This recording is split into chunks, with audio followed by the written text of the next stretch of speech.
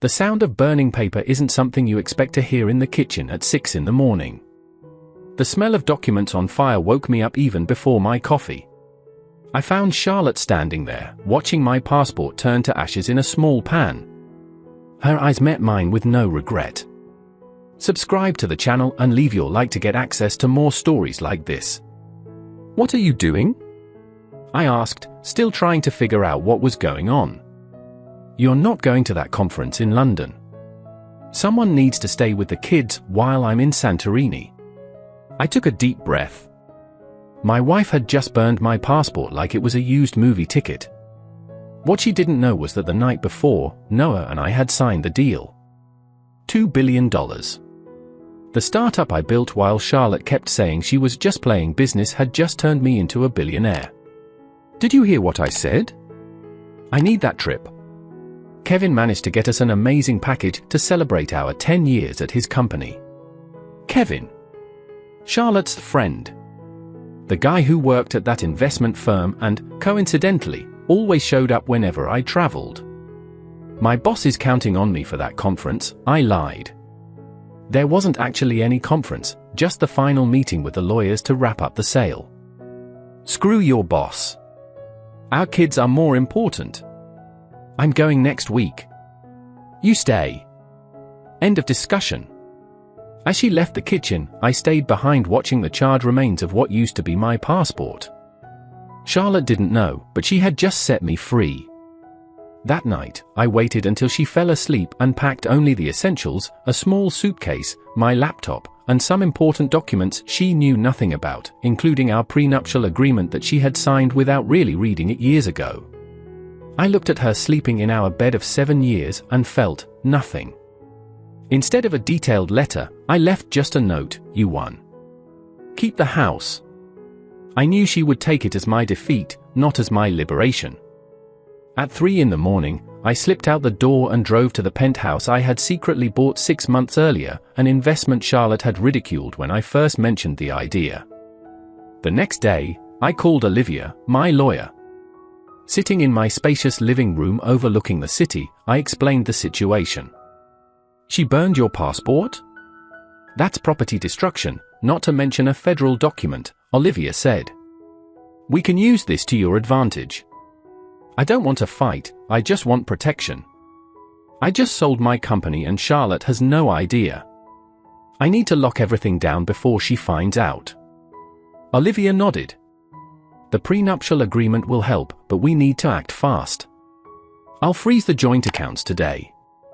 Meanwhile, I got a message from Madison, Kevin's fiancée. "Can we talk?" "It's about Charlotte and Kevin." I met Madison at a cafe away from downtown. Her eyes were puffy. I found messages on his phone. They've been planning this trip for months. They're not just friends. She shoved her phone in my direction, showing screenshots with intimate conversations between my wife and her boyfriend. "Why are you showing me this?" "Because they're laughing at both of us." Kevin told Charlotte he managed to get rid of boring Madison for the trip. She replied that she finally left the loser at home with the kids. "I think we deserve better." I looked at the messages, recognizing Charlotte's familiar pattern of disdain. "I have a proposal. I need solid proof of what they're up to. Do you have access to his apartment?" Madison smiled for the first time.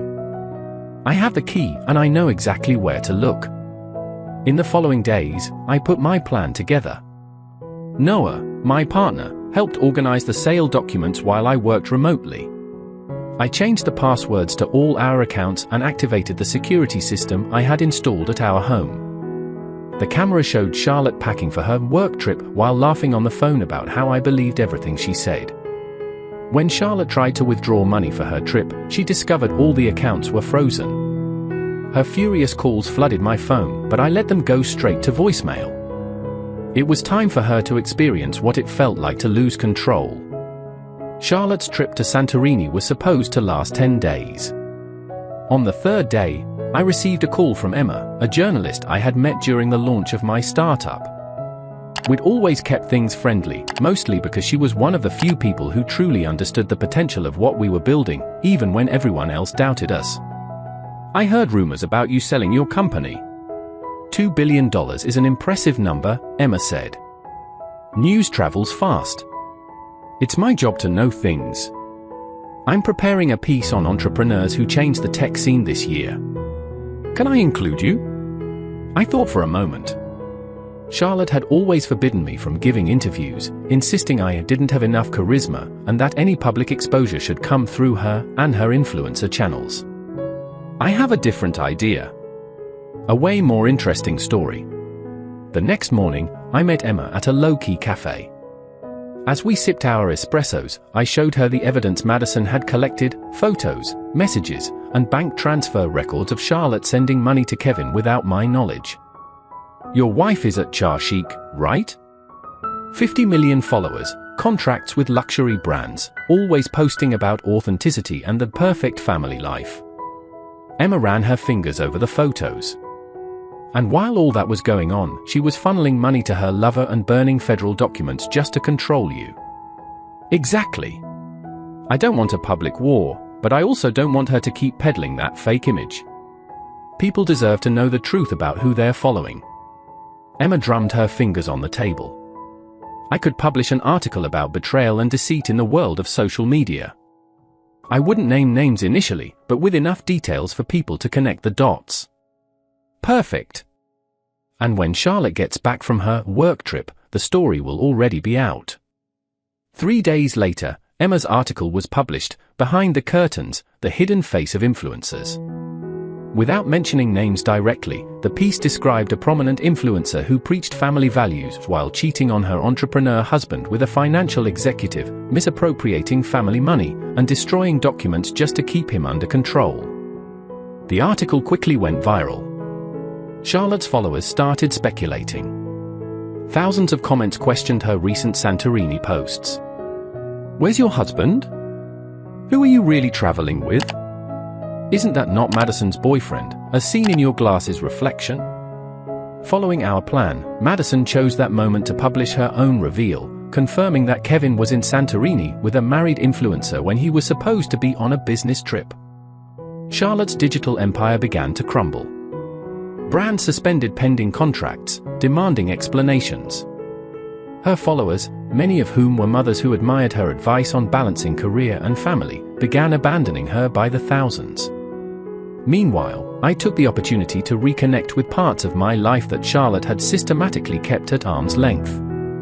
I called my brother Ryan, whom I barely spoke to for 3 years because Charlotte thought he was a bad influence simply for questioning her manipulative behavior. So you finally broke free, Ryan said when we met for dinner. I was wondering how much longer you could take it. Why didn't you ever say anything directly? Ryan sighed as he cut into his steak. I tried, many times. But you always defended her. After that fight at Christmas, when she told me I was a failure for not having a real career as a college professor, I realized you'd only see the truth when you were ready. Talking with Ryan was like breathing fresh air after years locked in a stuffy room.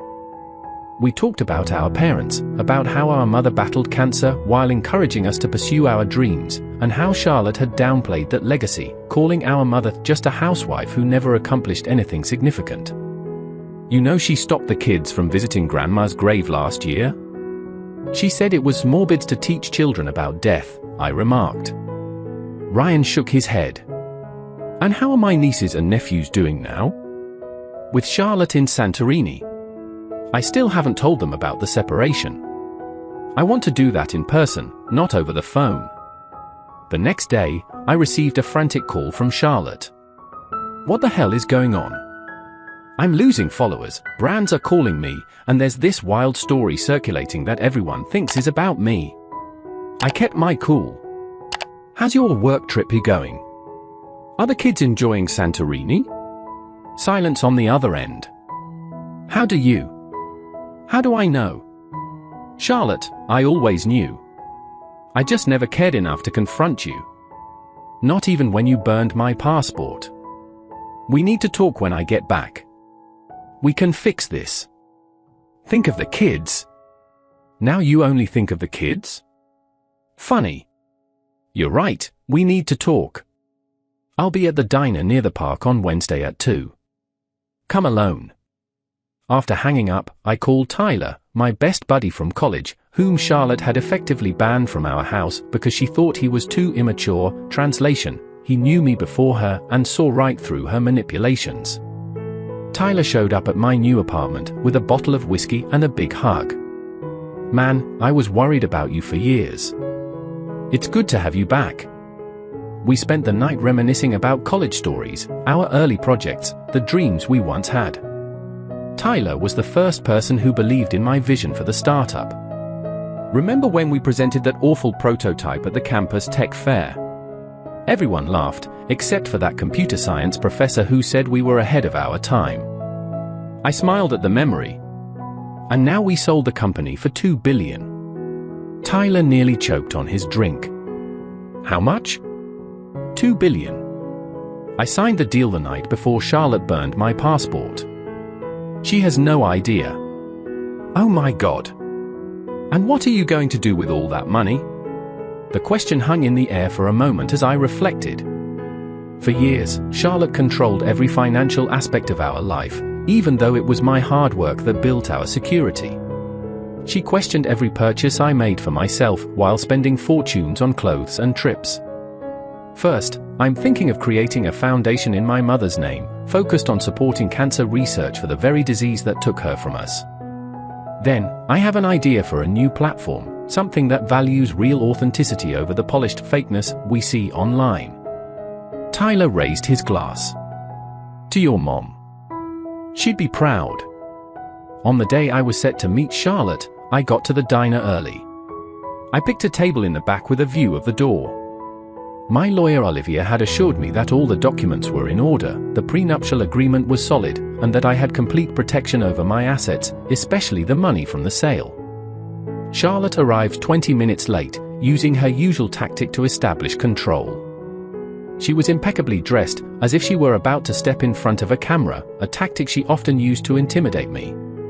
It didn't work. You're ruining everything, she blurted out as soon as she sat down. We need to issue a joint statement denying that ridiculous story. What part of the story is ridiculous, Charlotte? The part where you cheated on me with Kevin? Or the part where you burned my federal passport to keep me from traveling? Maybe the part where you siphoned off money from our joint account to buy presents for your lover? Her face went pale, but she quickly recovered. You don't have any proof of any of that. I slid an envelope across the table. I've got every message, every photo, every bank record. Madison was very helpful. That bitch, Charlotte muttered. Look, I made mistakes, I admit it. We can go to couples therapy. Think of the kids, of our public image. It can't end like this. It already ended, Charlotte. The moment you burned my passport. Please, her voice softened, her eyes suddenly welling up, another tactic she knew well. You can't leave me with nothing. All the money is in those joint accounts you froze. How am I supposed to survive? With your job as an influencer? Oh, come on, your brands are cancelling contracts, aren't they? Maybe you should have thought about that sooner. Charlotte tried to take my hand, but I recoiled. Her eyes hardened. I'm taking everything in the divorce. Half of your company is going to be mine. I smiled for the first time. What an interesting coincidence. I sold the company 2 weeks ago. And thanks to the prenuptial agreement you signed without reading, any asset appreciation I had before the marriage remains mine alone. Sold? To whom? For how much? None of that matters to you anymore. What matters is I'm starting a new life. A life without manipulation, without control, without feeling inadequate in my own home. Charlotte stood up, furious. You're nothing without me. Who would want a socially awkward nerd who can barely hold a conversation at parties? I built your image. Goodbye, Charlotte. My lawyers will be in touch about the arrangements for the kids.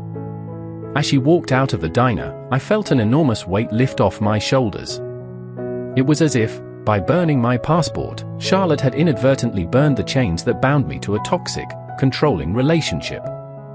That night, I booked a flight to Florence, the place I'd always dreamed of visiting and that Charlotte had mocked as pretentious and boring. It was time to start living life on my own terms. Florence was a literal rebirth for me. As I walked along cobblestone streets, looking at buildings that had witnessed centuries of history, an idea started to take shape. What Charlotte never understood about technology was its ability to create genuine connections, not just perfect facades. At a cafe near the Duomo, I opened my laptop and began sketching out what would become Vero, a social media platform based on true authenticity. Not filters to beautify reality, but tools to help people share their real journeys with all their ups and downs. Every morning, I sat at the same cafe, working on the concept while watching tourists and locals interact naturally. In the evenings, I read emails from my lawyer Olivia about the divorce proceedings and updates on my kids. Charlotte had come back home only to find that she could no longer access anything, not the accounts, not the house, not even her former status. After 3 weeks in Florence, I flew home with a renewed sense of purpose. My first commitment was to visit my children, who were staying temporarily with my in-laws. Charlotte had managed to get that arrangement by claiming I had abandoned the family, a narrative that began to crumble when I showed my in-laws the evidence of her infidelity. "Daddy!" My 7-year-old daughter ran into my arms as my 10-year-old son watched cautiously from a distance. "I missed you both so much," I said, hugging her tightly. "How was Santorini?" "It was okay, but Mommy was always on the phone, angry. And that friend of hers, Uncle Kevin, kept telling us to go play somewhere else. My son finally came over. Mommy said you left us because you didn't care anymore." I felt my heart sink. "That's not true. I would never leave you. Your mom and I are having some adult problems, but none of it has to do with how much I love you both." We spent the day at the park, then went out for ice cream. Gradually, my son relaxed and even started telling me about his new computer game. Before leaving, I promised that we would see each other regularly and that soon we'd have a new arrangement. "I'm going to fight for joint custody," I explained to Olivia the next day. "I want my kids to be with me at least half the time. With the evidence we have and considering her behavior during the trip, we have a strong case," Olivia confirmed. Charlotte has lost a lot of public support. Several brands have already announced they are ending their partnerships with her. With the kids' situation on track, I turned my attention to the foundation I had promised to create in my mother's name. I hired a team of oncology and medical research experts to identify promising projects that needed funding. The Maria Cancer Research Foundation, I announced to Ryan when we finalized the documents. Mom always said she wanted her battle to help other people. Ryan, who had become my biggest supporter for this project, couldn't hide his emotion. "She'd be so proud of you. Not just for the money, but for finally living authentically." The word authenticity echoed in my mind as I continued developing the concept for Vero. I assembled a small team of developers and designers, many of whom had worked with me on the previous startup. The key difference with Vero, I explained during our first meeting, is that we won't reward fakeness. Our algorithms won't favor content just because it's visually appealing or controversial, but rather because it's genuine and meaningful. "How do we measure that?" one of the designers asked. "That's the hard part. We're developing a system that analyzes engagement patterns that indicate real connections, long conversations, sustained interactions over time, and content that leads to constructive actions beyond the platform." Our little office quickly turned into a hub of innovation. We worked long hours, driven by the vision of creating something that could truly change how people interacted online. During that period, I got the news that Kevin had been fired from his company when they discovered he had used corporate funds to partly finance the trip to Santorini. Charlotte, for her part, had lost nearly 70% of her followers and almost all of her advertising contracts. "She's giving interviews saying she's the victim of a misogynistic conspiracy," Noah informed me during one of our weekly lunches. "Let her talk. The truth is already out there." The divorce was finalized 6 months after the passport incident. The judge granted joint custody of the kids and, thanks to the prenuptial agreement, Charlotte only received a modest amount in alimony. The house we lived in, one I had bought before we married, remained mine, though I had already decided to sell it, as it held too many bad memories. My kids surprisingly adapted well to the new reality. They spent half the week with me in my new apartment and the other half with Charlotte, who now rented a significantly smaller place. "Daddy, you look happier now," my daughter commented one evening while we were having dinner. "I really am happier, sweetheart." Sometimes grown-ups have to make hard changes to finally find true happiness. "Mommy always seems sad and angry," my son added. "She's always on the phone trying to get jobs, but she says you ruined her career. Your mom is going through a tough time, but she'll get over it. The important thing is that both of you know we love you, no matter what happens between us." The Maria Foundation officially launched its first round of research funding 9 months after the separation. We held a modest ceremony, with Ryan and me symbolically handing out the first checks to 3 promising research teams. One of them was working precisely on the type of cancer that had taken our mother away. "This is just the beginning," I announced during my speech. In the coming years, the foundation plans to invest over $100 million in breakthrough research. The room erupted in applause. Among the crowd, I noticed a woman intently taking notes in a small notebook. After the ceremony, she approached me. "I'm Hannah Winters, a reporter for Tech Chronicle. Your story is fascinating, from the billion-dollar sale to the foundation, and now I'm hearing rumors about a revolutionary new platform." "Rumors sometimes have a grain of truth," I replied. "I'd like to learn more about Vero. It seems to be exactly the counterpoint needed to the superficial world of today's social media." We talked for almost an hour. Hannah asked insightful questions that showed a genuine understanding of technology and its social implications, something rare even among specialized reporters. "We're planning a beta launch in 3 months," I explained. "And a formal presentation at the TechSum conference next year. I'll be watching," she said as she handed me her business card. And not just professionally. Our first real date happened 2 weeks later, a simple dinner where we talked about books, philosophy, and the future of technology. Unlike with Charlotte, Hannah really listened, asking questions that showed true interest in my answers. There were no performances, no photos for social media, just 2 people genuinely connecting. The following months were intense. Vero's development sped up, the Maria Foundation expanded its programs, and my relationship with Hannah evolved naturally without any pressures or impossible expectations. Exactly 1 year after Charlotte burned my passport, I stepped onto the stage at TechSum to introduce Vero to the world. Today, we're launching not just a new platform, but a whole new philosophy for the digital age, I began, looking out at the packed audience. Among them, I spotted my kids in the front row, seated between Ryan and Hannah. Vero was born from a personal experience that made me question what really matters in our human connections. I told the story of Vero, not my personal saga with Charlotte, but the conceptual journey that led me to create something that valued authenticity over appearances. In the past year, we've all seen countless scandals involving public figures whose online image radically differed from their real lives. Vero was built to eliminate that gap, to create a space where we don't have to pretend to be someone we're not. The presentation was a hit. The first technical reviews highlighted how Vero represented a fundamentally different approach to social media. Investors began lining up, eager to join the next round of funding. After the event, while we celebrated at a small gathering with the team, Hannah came over with 2 champagne flutes. "To the future," she toasted.